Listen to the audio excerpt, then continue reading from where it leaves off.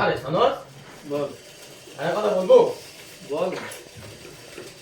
আমি শুনেছি তোর নাকি আর্থিক অবস্থা খুব ভালো, তুই এই সেলাই কাজ করতে গেছিস কিন্তু ঘুরে খেতে পারিস। ঠিক শুনিস তো।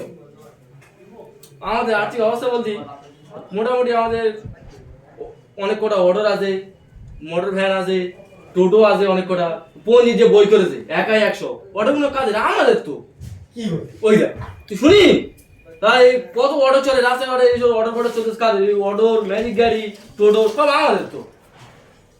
একটু বেশি ডায়লগ মারতে দে,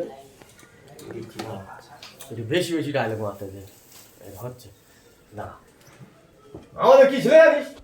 তোদের আর কি ছিল? তুই তো জানি না। না আমি কি জানবো, তুই না বলে জানবো কি করে? বল দাঁড়ি। ওই যে কলকাতা যত বাস টাস দেখেছি, হ্যাঁ। যা সারাদিনই যত বাস টাস দেখেছি, হুম। সব তো আমাদের। ওইগুলো আমাদের, হ্যাঁ। আর পাঞ্জাবের গাড়ি এক ঘাতে একদম যা আছে রাস্তা রাস্তা যা চলে সব আমাদের। তো আগে শুনিন তো। শুনি এগুলো সব আমাদের। তুই তাহলে কাজে এসেছি অর্থাৎ তোর লরি বাস ফাস আছে। না না, বলি হাতের কাজটা একটু শিখে রাখি, ওই জন্যই বলি দেখি একটু টুকটাক একটু করি। ও ওই জন্য ওইগুলো সব আমাদের এক রাতে। সব। আরে কি হলো? তোদের এত কিছু আছে? শুনতেছ আমার কথা? হ্যাঁ, তোদের কোথা তোরা যা বলতিস আমার তো ধ্যান পড়ে গেছে, তোদের এত কিছু আছে। হ্যাঁ শালা, তোরা আমার এখানে তবে কাজ করতেছিস এত কিছু থেকেও। হ্যাঁ, তোদের অত কিছু আছে শালা, আমার কি আর শুনবি? তোমার আবার কি আছে? তোমার আর কি ওই আছে? শালা এয়ারপোর্টে, কলকাতার এয়ারপোর্টে যে কটা প্লেন দাঁড় করানো ও তো আমার। কি বলতো? হ্যাঁ সব আমার।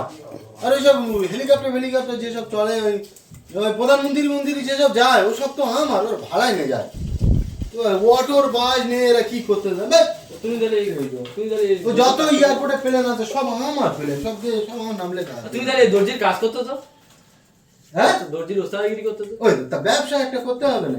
কে ও সব পার্সোনাল, ওগুলো সব সব আমার লোক লেবার চলে তো। ও বাবা, এখানটা আমার সবাই বলবার কি ডায়লগ দেওয়ার বোকা কোথায় ছিল? ওদিন না আমার থেকে বেশি পালায়। বেশিতে দিলুম নাকি বলবেন এরা? হ্যাঁ, ঢাইপারা হোক দিস ওরা বুঝুক।